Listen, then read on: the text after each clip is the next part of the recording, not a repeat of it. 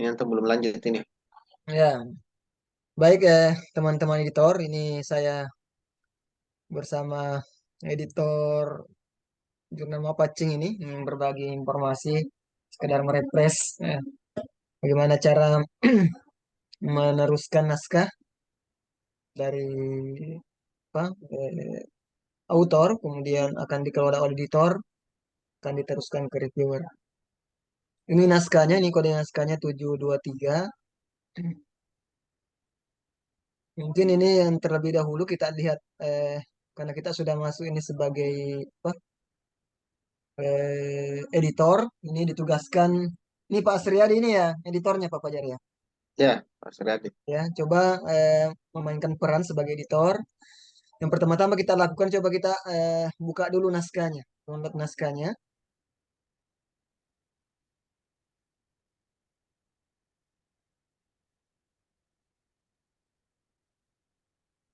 Nah, saat kita mendownload naskah kita lihat ya sekilas terkait dengan isi naskah.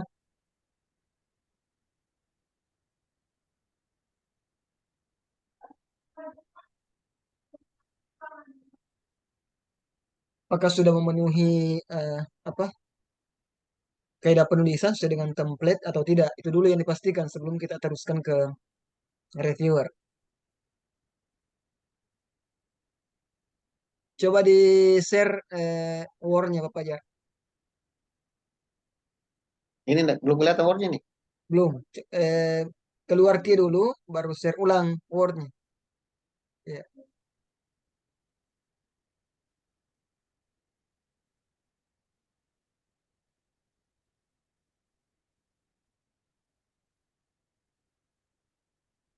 Udah ya. Nah, inilah kondisi naskah yang sudah eh, di-share oleh autor dan kita melihat memang sesuai dengan template yang ada sehingga ini kemudian kita putuskan untuk meneruskan ya. Artinya seorang editor bisa menolak kalau melihat kesesuaian tidak sesuai dengan template yang ada itu tidak bisa langsung di reject sebelum ke reviewer. Ini hak prerogatif seorang editor untuk melihat kelengkapan naskah. Kita lihat ini abstrak ya sudah memenuhi, kemudian abstrak bahasa Indonesia dan isinya ya.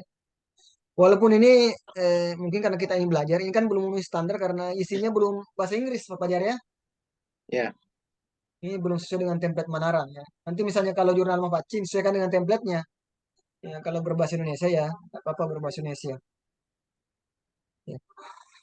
Kemudian langkah yang kedua, setelah kita memastikan bahwa sesuai dengan template, langkah yang kedua kita melakukan apa? Menghapus identitas, identitas penulis. Ya, karena nanti metode yang kita gunakan adalah double blink ya. Artinya seorang reviewer tidak mengetahui siapa sebenarnya naskah yang dia akan review. Ini akan mempengaruhi subjektivitas beliau ya, seorang reviewer dalam memberikan komentar ya. Karena bisa saja penulis ini memiliki hubungan erat dengan seorang reviewer, makanya segala bentuk identitas yang berhubungan dengan apa eh, autor harus dihilangkan. Makanya sebenarnya seorang reviewer itu saat mereview naskah, biasakan ada laptop itu tertulis namanya ya. Lebih bagus sebenarnya kalau seorang reviewer itu tidak menunjukkan identitas ya, supaya nanti tidak kelihatan siapa yang mereview sebenarnya dan siapa penulis ya. Kadang kita kalau penulis kan ada nama kita tertulis, misalnya kalau menggunakan laptop saya ada tertulis di situ. Nah, biasanya identitasnya kelihatan. Itu sedapat mungkin kita antisipasi tidak kelihatan. Nah ini sudah, Bapak ya. Kita save dengan nama yang mudah kita identifikasi. Kode naskahnya tadi ya, ID berapa itu ya, supaya nanti mudah kita telusuri. Ini ID berapa tadi? Bukan 723 sepertinya Pak Peter ya. bukan 723. Lihat, coba lihat di OJS-nya.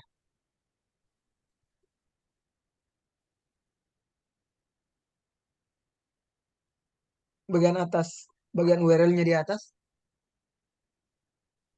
723. 723 ya. Berarti ini ID-nya 723.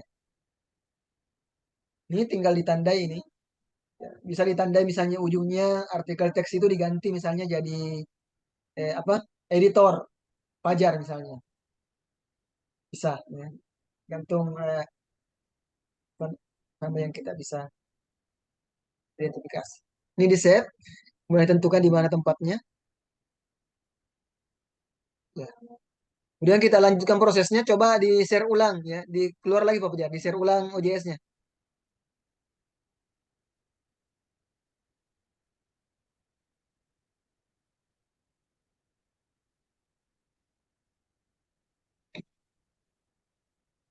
Ya, ini kita masuk kembali. Kita upload dulu Pak Fajar, upload di sini, upload file. Ini ada upload file. Ya, oke. Yang continue, oke. Ya, komplit ya. Ini sudah kelihatan. Nah, saatnya kita meneruskan ya, menugaskan reviewer. Ya, kita klik send to review. Ya. Nah, kemudian kita hilangkan centang yang bagian atas. Karena centang yang bagian atas kita dibutuhkan, tidak kita butuhkan karena ada identitasnya. Ya, kita tampilkan centang yang kedua. Ya. Kemudian send to review.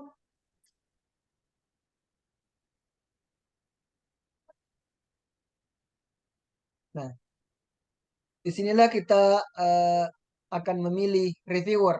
Ya, di sini add reviewer. Ya.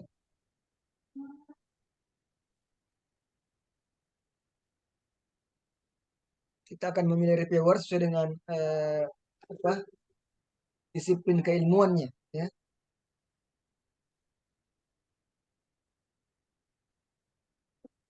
Ya tadi itu tentang apa naskahnya ya?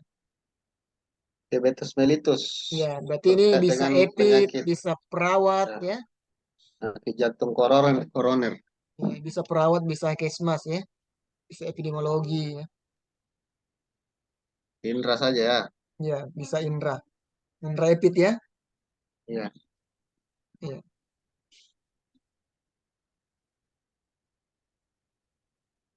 Kemudian kita select reviewer.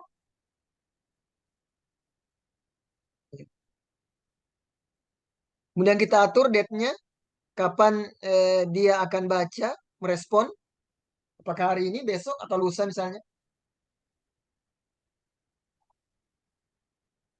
tanggal 30 ya.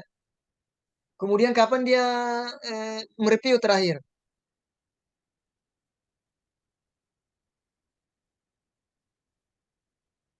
Tanggal 20 ya. Ini sekitar 20 hari ya. Kemudian pastikan info fajar yang tanda tambah ini, klik yang tambah ya. Pastikan sudah tercentang kan ya. Sudah pas, ini sudah tercentang ya. Kemudian kita ke bawah, double blind ya, sudah cocok. Kemudian kita ganti review form. Kita cari yang punya Manarang di sini. Review form jurnal kesehatan Manarang. Nanti kalau Mapacin diganti dengan Mapacin dan seterusnya ya. Ya, oke. Kemudian add reviewer. Nah, ini sudah masuk ya. Sudah masuk dengan naskah-naskahnya ke reviewer, tinggal reviewer baca. Dan tugas kita sebagai editor untuk tahap pertama sudah selesai. Ya. Sambil menunggu hasil koreksi dari reviewer nanti dikembalikan, kirim ke sini, dan kemudian kita kembali lihat hasil koreksi reviewer. Ya. Coba Tam- bagaimana bagusnya Pak tambah Fajar? dua, Apakah mau tam- tambah dua ber- reviewer ya. bisa ke dua reviewer langsung bisa sekalian? Bisa. Bisa. Ya. Kalau misalnya mau langsung dua reviewer bisa. Kita cari lagi reviewer yang lain, misalnya. Untuk kelanjutannya ini kan mungkin sudah nyambung ya dengan video yang saya pernah buat Bapak Jari ya. Iya, Ya. Sebenarnya bisa sekaligus dua reviewer, bisa juga sebagai tahapan. Ya, tahapan pertama setelah reviewer pertama selesai. Tetapi kadang ini membutuhkan waktu yang lama kalau saling menunggu. Ya harus reviewer pertama dulu baru reviewer kedua. Ini sebenarnya bisa memudahkan prosesnya bersamaan. Ya, tetapi kalau bersamaan di sini butuh kepiawaian ya seorang editor untuk memutuskan atau menyimpulkan dua hasil review secara bersamaan dan meneruskan kepada penulis. Ya. supaya penulisnya tidak bingung ya. Ya.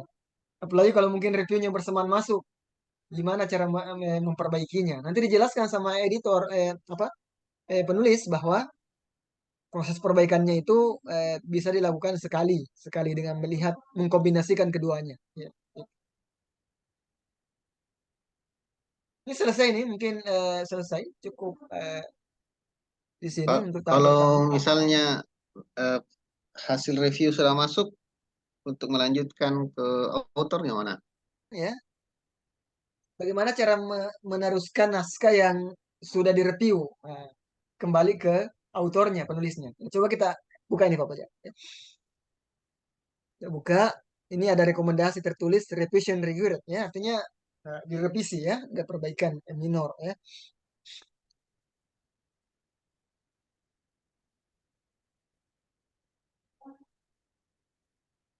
Tunggu ya. Klik aja Thanks Reviewer. Atau di edit sini ya? Ya di situ, kita review details ya, kita baca ya bagaimana hasil. Ini kita sudah baca. Biasanya penulis tidak bisa melihat ini ya. Jadi tulisan-tulisan seperti ini hanya bisa dilihat oleh editor. Yang sampai ke penulis itu hanya koreksi dalam bentuk naskah itu. Ini sebenarnya tugasnya penulis untuk merekap ya. Dan biasanya sih apa yang ditulis reviewer ini kurang lebih sama yang apa yang ditulis di naskah. Tetapi seorang editor harus mencocokkan ya, jangan sampai ada tambahan. Ya. Ini bisa kita download Word-nya supaya kita bisa lihat apa reviewnya. Ya.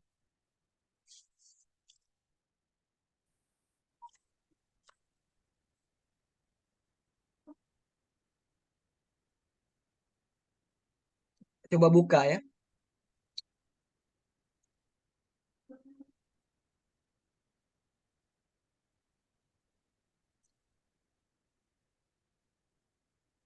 Coba buka.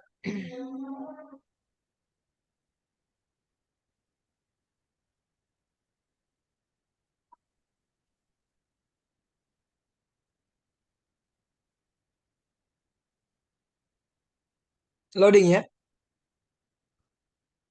Oh, udah kelihatan? Iya, nggak kelihatan. Kecuali keluar lagi. Apa ya, baru share lagi Word-nya.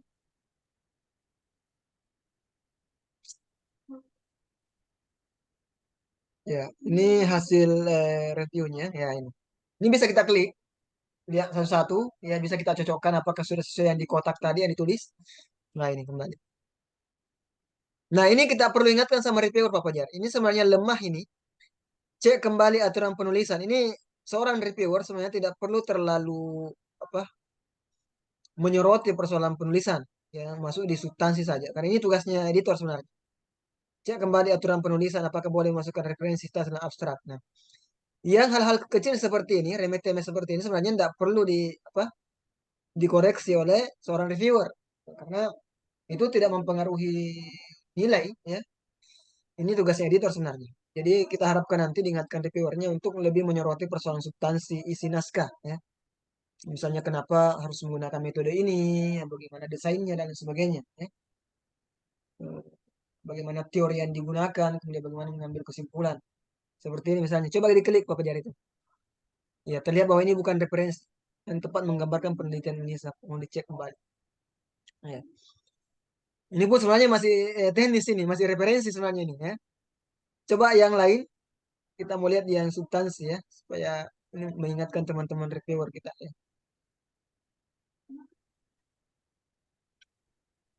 Ya, ini mungkin sudah bisa masuk substansi ya, karena dia menyoroti persoalan instrumen yang digunakan ya, IMT ya. Bukanlah sebuah pengukuran, melainkan perhitungan dari hasil pengukuran berat badan dan tinggi badan.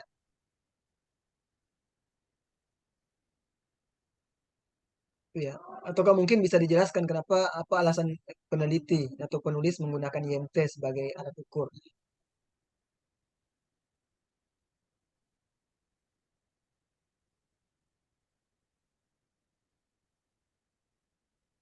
Iya,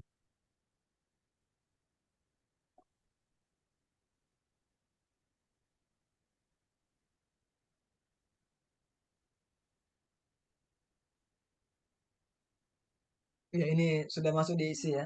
Metode bagaimana kategori status gizi kurang. Coba bagian pembahasan, kita lihat satu review di bagian pembahasan.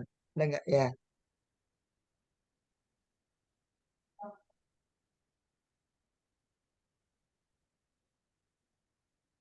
Iya. Coba dibawa Pak Fajar.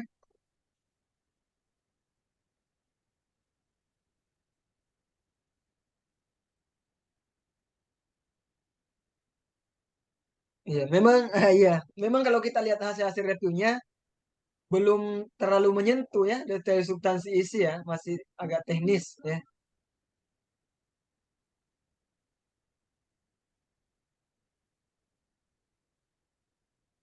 Ya, temuan penelitian. Coba bagian kesimpulan. Nah, ini ya, dia sudah mengoreksi terkait dengan substansi kesimpulan ya. Saran ini kurang relevan dengan temuan penelitiannya. Artinya, seorang reviewer itu dia sudah membaca sebenarnya bahwa yang di atas itu berbeda dengan yang di bawah, tidak relevan. Nah, ini artinya sudah ada analisa seorang reviewer di situ. Nah, ini sebenarnya yang diharapkan ya, komentar-komentar seperti ini yang diharapkan. Tidak lagi menyoroti persoalan salahnya huruf dan lain sebagainya. Kayak seperti ini daftar pustaka misalnya ada ada huruf yang besar. Nah, ini tugas editor nanti ya. Tugas editor.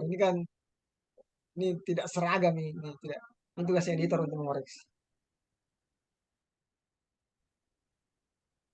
Karena jangan sampai seorang reviewer memperbanyak komentar-komentar yang sifatnya teknis ya. Tulis. Ya, itu mungkin cukup Pak Fajar ya. Kita sudah melihat Ya, share lagi anunya, share lagi eh, apa namanya? JS-nya. Ya, jadi rekomendasi di sini tetap kita tulis revision required ya sesuai dengan rekomendasinya. Cuman perlu kita perhatikan karena terkadang ada reviewer yang menulisnya accepted langsung di sini. Kita harus rubah. Ya, kalau accepted, kan tidak mungkin accepted langsung ya. Harus melalui kita ya. Jadi harus revision, revision required. Kemudian kita confirm, confirm.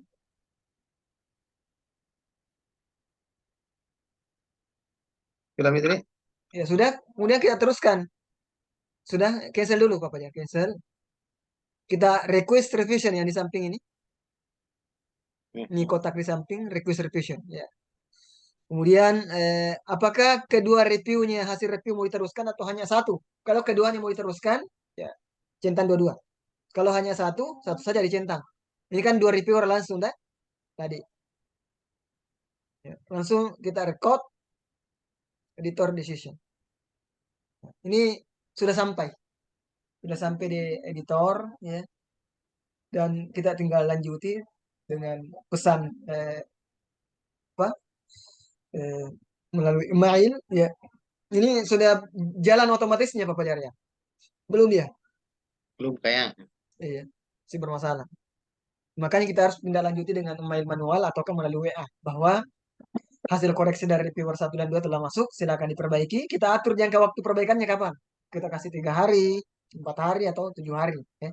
Tergantung tingkat kesulitan ya, yang diinginkan. Itu mungkin Pak Fajar untuk tugas editor. Ya. Iya.